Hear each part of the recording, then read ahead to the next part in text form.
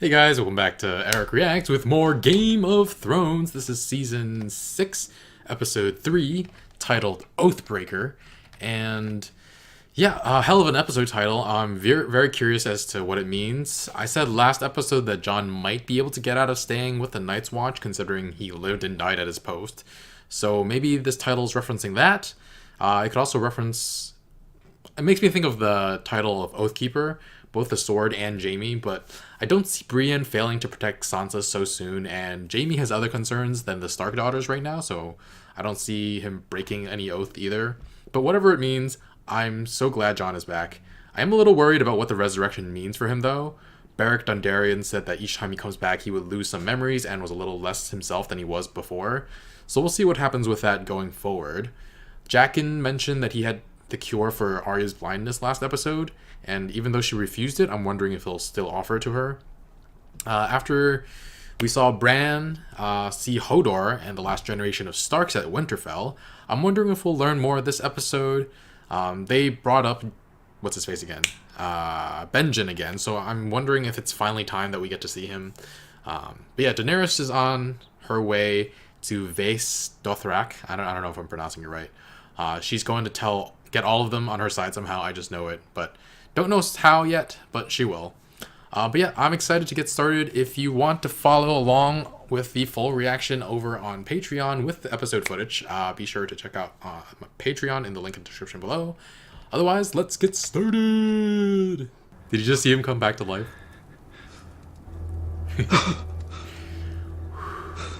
That must be terrifying. Yay! What do you remember? Nothing. Something? Ollie, Yeah, Holly too. you put a knife in my heart. After you died, where did you go?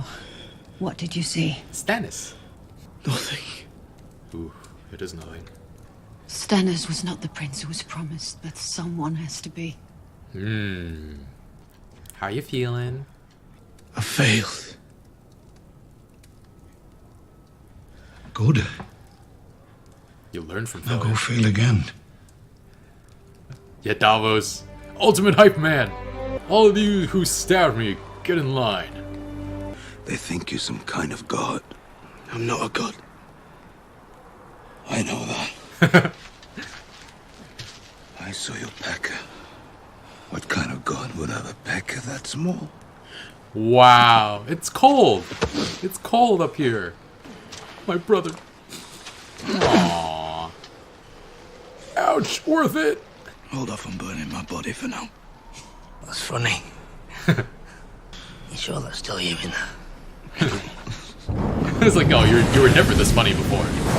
No, Did I ever tell you I used to think the sea was called the sea because it was nothing but water as far as the eye could see? he's seasick. That's all I want. To become a maester so I can help Jon when the time comes. So you'll be safe. Us and everyone else in the world. I don't care about them. Well, I do. But I don't really. But I I don't care about you and him. I saw a Targaryen sigil. Oh, it's a flashback. That's my father. Rhaegar lies beneath the ground. Why weren't you there to protect your prince? Our prince wanted us here. Where's my sister? Up there. 2 swords. 6 on 2. Ooh, and 1 left. Last already. Ooh, he got 1. Now it's 4 on 1. Oh. Damn.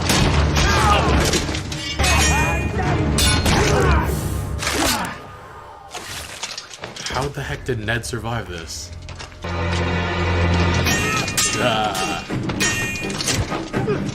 He's better than my father. Far better.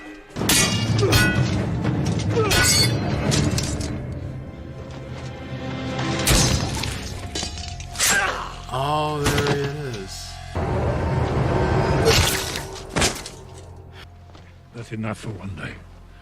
We'll visit again another time. I want to see where he's going. Father! He heard him? Oh, come on. It's Leon up there. You think I wanted to sit here for 1,000 years watching the world from a distance? 1,000. As the roots grew through me? So why did you? Waiting for I was you. waiting for you. I don't want to be you. After she's through with you, it'll be the way things were. I think it's important that you try to see things from my perspective, just as I will try to see them from yours. Because that is the only way that I can make you and Dom happy. Dom, her son? Such a handsome boy. Those big brown eyes, good luck keeping the ladies away. How will poor Dom get on without his mother? A ship leaving tomorrow for Pentos. I've already booked passage for a woman and her young son. If you give me I'll even throw in a bag of silver to help you start. Let's play a game. What's game? You don't play games, either one of you, ever? Games are for children. My master Krasnus would sometimes make us play games. There, that's a start. Not a good Only game. the girls. Oh, no. I make a statement about your past. If I'm wrong, I drink. And if I'm right... You don't drink. Maybe we can't play without drinking. Men can be fickle, but birds I always trust. He called us his little birds. Oh. Gave us sweets. Does he understand what we're saying? I mean, to the extent that he ever understood complete sentences in the first place. Jamie. He understands well enough. That's the faith level official charges you. Not yet. Oh. That's just one trial by combat I look forward to watching. And what he's done Kevin to is Gregor again is an abomination. We never sanctioned this experiment. Are you deaf? And I, for one, think it will be in our best interest to have the beast destroyed. Hi, Beast. Can I help you? Why? Pass gas. And seeing as you cannot make us leave, we best get on with it. And you cannot make us stay. Not unless you're going to have that thing murder us all. Yikes. Awkward. Well. That wasn't a full atonement. No. She must stand trial before 7 Septons, so we can learn the true extent of her sins. I want you to let her see Marcella's resting place. The crown and the faith are the twin pillars of the world. Do you know who told me that? Your mother. Your mother. My mother, who is unclean. There's a great deal of falsehood in Cersei, you know that. But when she speaks of you, the mother's love outshines it all. There's so much good in all of us. The best we can do is to help each other bring it out. You bring out the good in people by parading a woman naked and having people abuse her and throw things at her? At least he's not hitting her, he's just like tapping her. Okay, now Who she's were being you hit. before you came here? Ooh. Tell me about Arya Stark's family. Ow, ow, ow, ow. She got better though. She got Arya better. Stark left him to die. He was on her list. He was not on her list anymore. She had taken him off it. Why? Didn't she want him dead any longer? No, she loves him. That can't be everyone you want to kill. You. I don't know your Are you name. sure you're not forgetting someone? Which name would you like a girl to speak? Whoa.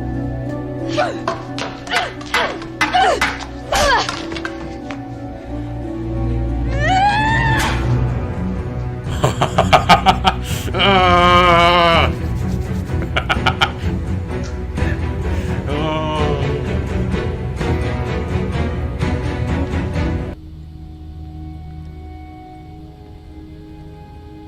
What? If a girl is truly no one, she has nothing to fear.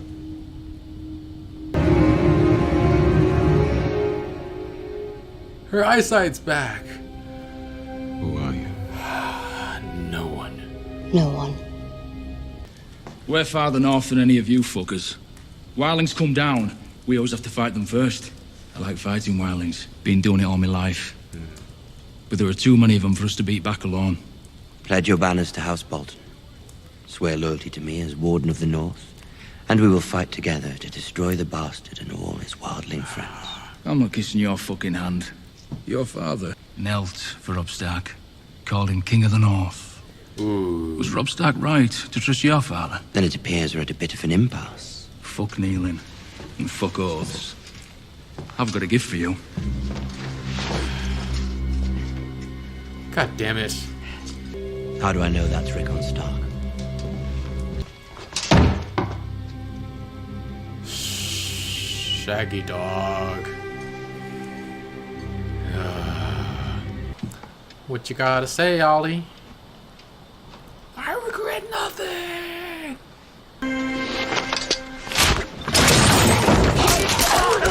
Oh, then they snapped.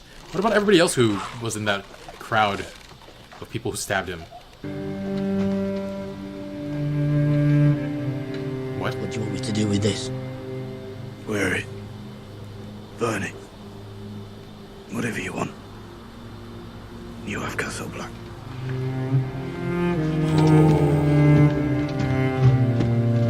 No vote. Just Ed up. Ed. My watch Eddie. is ended.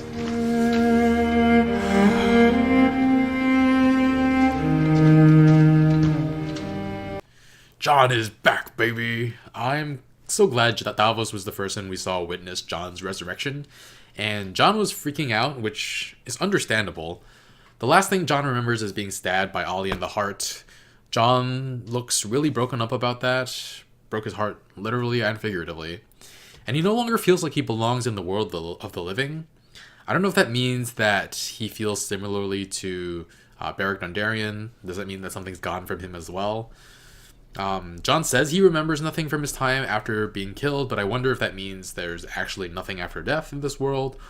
It's possible like the soul travels on and his memories are stored in the brain, so when he's brought back, the memories his soul made aren't brought back with him. It's possible, I don't know.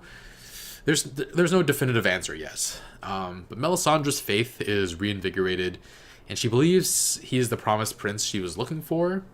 She leaves when Davos asks for a moment with Jon, though.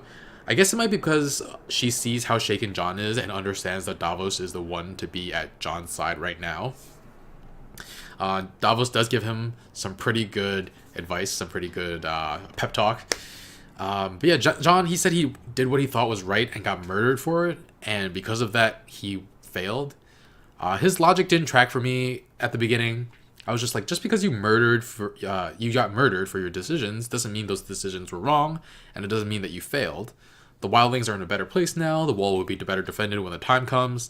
But maybe he thinks he failed because he couldn't unite the Night's Watch. But then he would also have to think that Gior was a failure too. So I don't understand exactly what his thought process is, but I'll chalk a large portion of it to him coming back from the dead and being completely shaken. His reunion with Ed and Tormund were both really great, and the wildlings now see him as a god. And even if Tormund doesn't think so, I don't think he'll try to dissuade them from that notion. And now that Jon is leaving the Night's Watch, I'm sure the wildlings will be willing to follow someone they think of as a god. So he's got some good allies. Meanwhile, Sam and Gilly are on their way south. Sam wants to leave her and the baby, Sam, with his family, which we've heard some really bad things about Randall Tarley, and he sounds like just the worst. But we hadn't heard that Sam's mother and sister were kind, so hopefully they'll be okay. I'd rather Sam make the Citadel harbor Gilly somehow, but that doesn't seem like it would be possible, or it would be very, very difficult. But we got to see the awesome flashback with some great fighting. Arthur Dayne, what a monster. Like two swords. That was one of the best fights we've seen so far. Interesting that Sir Barristan Selmy gets all the fame. I guess since he got to live to old age and the fact that Arthur Dayne wasn't at the Battle of the Trident and died here, I would have loved to see the battle between the two of them, even if they were on the same side. Sadly, they're both dead. But I find it interesting that Bran thought Ned defeated Arthur Dayne in single combat. Like, it's unlike Ned to lie for his own glory. Even if he didn't outright lie, it's clear he led Bran to believe that he defeated Arthur in a fair battle, and yeah, never bothered to correct Bran.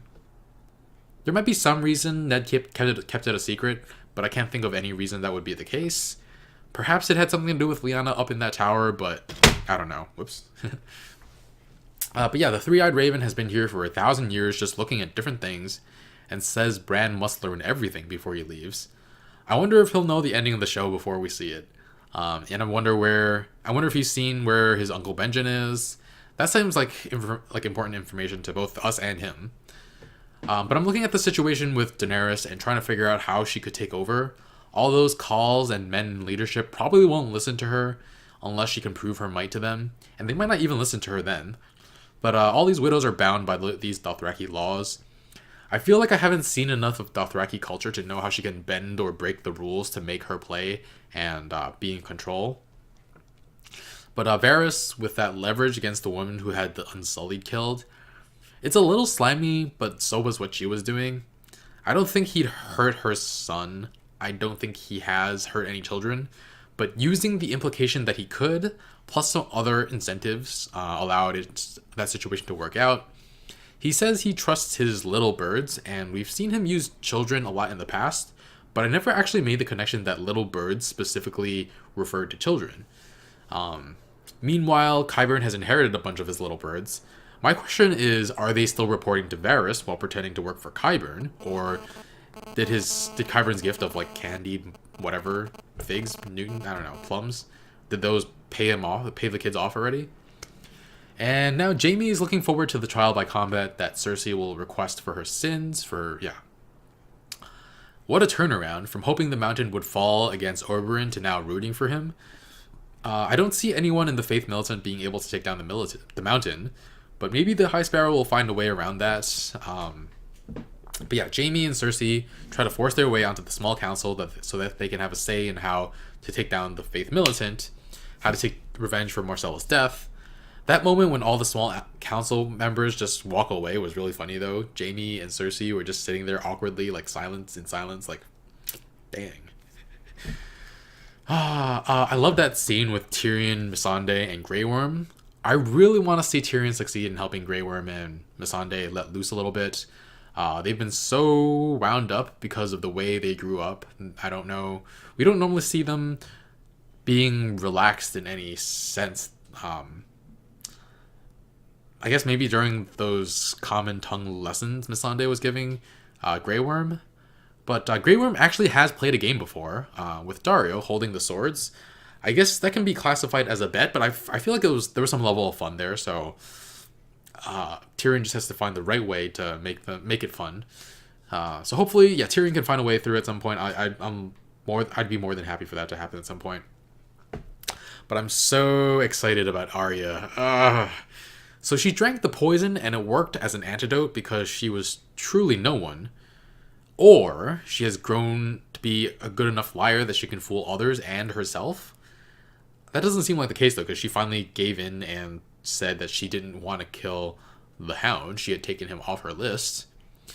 And I also don't see her giving up her plan for vengeance. Like I said early on in like the first half of season 1 that I imagined her as an assassin because I felt her build was too slight for a frontline warrior or something else, and the other option was Archer, but Assassin was just way cooler. Like, it's the class I chose for most of my game characters back then, like for MMOs and whatnot, if I was given the choice. That or some sort of mage, but... but yeah, Jon executing the traitors.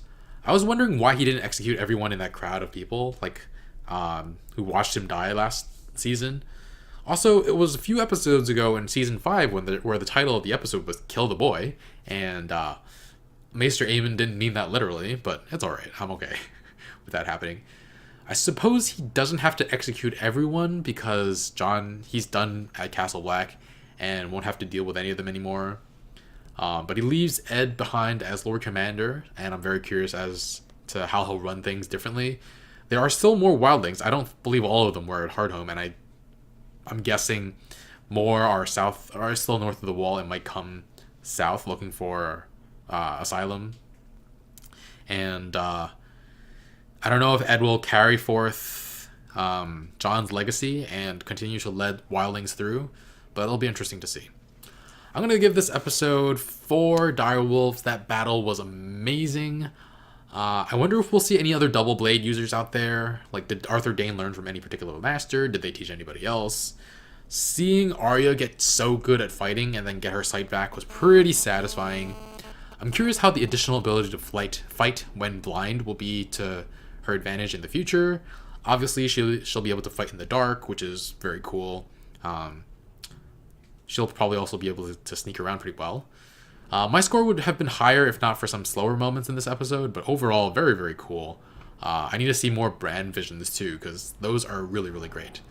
But alright, everybody, be sure to like, comment, share, subscribe. If you want to watch the next 3 episodes right now, make sure to check out the early access option on the Patreon in the link in the description below or over here.